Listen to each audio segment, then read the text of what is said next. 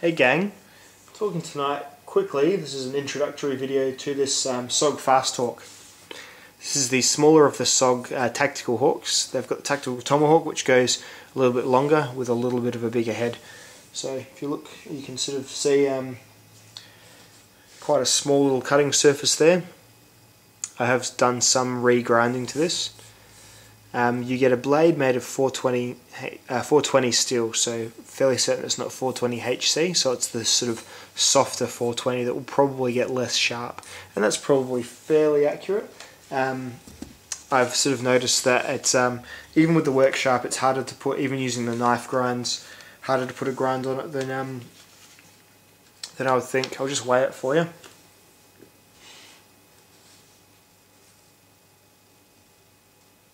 Change that mode there. There we go. So this tomahawk weighs 250 grams, getting down to mid 240s. Yep. 240 grams, I would say. I was just counting down for some reason.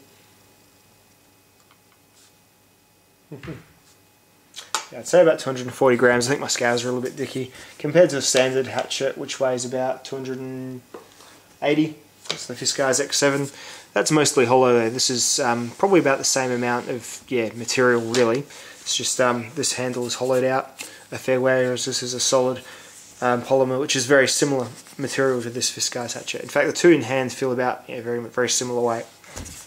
So what's the point of these tomahawks? I think more or less they're sort of somewhat of a novelty item that, and by novelty it makes it sound cheap and not useful. It is a useful item, but it is more of a, you'll get it because you like tomahawks, because of how they look and perhaps the lore and the background behind them, so to speak, because it's certainly not as practical at all as just a standard Fiskars sort of X7 hatchet. And both of these are the same price, so you're going to pay $50 for the Fiskars in Australia, $50 for the Fasthawk in Australia. So if you're just looking for a one single woods tool, then unless you want something really small, then perhaps the Fiskars is the one to go for. But if you're after something that's fun to play with, whilst also being fairly practical, then this might be something for you to look at. So, as I said, 420 HC, you get a utility spike, which is not sharp, so more of a breaking and perhaps a heavy-duty piercing function. You get this knurled section here, which is used as a hammer, so it's got that sort of grip on it to grab nails and pegs and things like that, so it doesn't glance off as easily. The tang of the axe finishes just above this collar, so it doesn't go down into the collar. The collar is overstrike protection only, because as you see, the overstrike protection will be granted here by the continuing steel, so just to protect the shaft, which is supposedly that unbreakable ballistic nylon stuff, a bit like the Fiskars, but I guess they can never be too certain. And the handle there is just several millings in of ring shape into the handle, and it's finished there with a little lanyard loop. Overall, this feels a very robust tool. I was questioning how durable it was going to feel. They looked a bit flimsy in the photos, I must admit, but it all feels very much, there's a weight to it which I didn't think would be there, but also a fairly good balance to it as well. You can see why people think these are the superior throwing ones.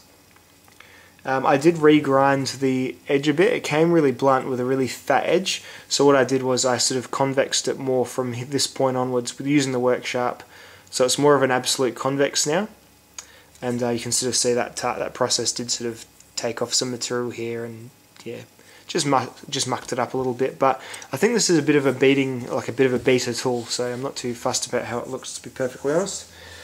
So that's against the Fiskars, just for some size comparisons here. I'll line up the heads and we'll see how far down the tails go, I guess. So that's the Fiskars X7 hatchet. And this is a K-bar, sort of 7-inch bladed combat survival knife, so fighting utility knife. So you sort of see there, it does sort of lean towards more of the tactical side of things rather than the woodsy side of things, just from its appearance. So that black coating and that, just the handles, actually quite a handsome pair, these two, when you think about it. So I like these sort of Swiss cheese kind of holes you get in the blade as well. I guess that's to keep weight down. I've thrown this a couple of times, but I'm a complete unco at it, so I'm looking to get better at it. I think it's like a cool little party trick to to be able to show off if you're ever sitting around with the boys and you say, hey, watch this. So I'm going to have a crack at learning how to do that. But other than that, I'm just probably going to take it out every so often in its sheath, which is the nylon version. I probably will look into that fast sheath because I like this a lot more than I thought I was going to. So I'll probably get that nylon sheath for it. The Kydex sheath for it, which does the fast release, and I'll probably take it out on that actually. But until then, this will do just fine. If you can find a belt that fits through there, which most of my day belts do, just wear it on my belt and just pop it off this nylon sheath and take it out for a fang. So I've got it fairly sharp, but not sharp enough of it to shave hair or not. Or anything like that. It's sort of that softer steel, so it will go dull fairly quickly, but then it's also good for impact resistance, which is, Sog has endless sort of clips on their Instagram of these being thrown, so it's obviously their primary sort of use, a bit more of a novelty / fun camp adventure item. So I'll just go over a couple more specs. So you got that weight, it was about 240 grams. This cutting edge is 5 centimeters, so it's like just on 2 inches pretty much. Let's have a look. Yep, just on a 2-inch cutting edge there. The head length is just on 6.5 inches, so it'll be what? Yeah, 16 centimeters there. Total length of the tool, just over a foot, so 31 centimeters, 31 to the tip of the blade there. Looking at that blade tip, very much a cleaver style sort of flatter blade. There isn't any curve really in it at all. It's pretty much a straight line. I reckon after a few sharpenings it'll probably end up getting a bit of a bend in it, but that's cool. It goes quite thick behind the edge fairly quickly.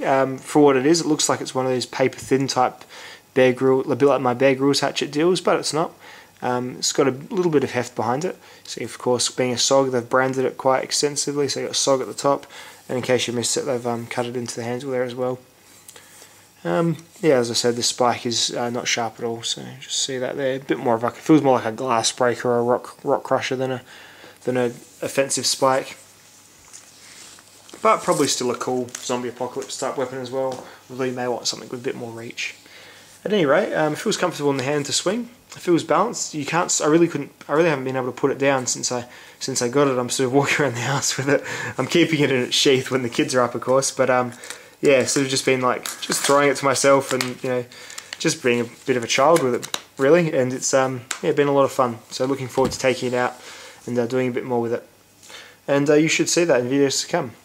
I might even do a comparison between how much use you get out of each of these tools for the $50 axe test maybe. Who knows, we'll see. Thanks for watching dudes, see you later.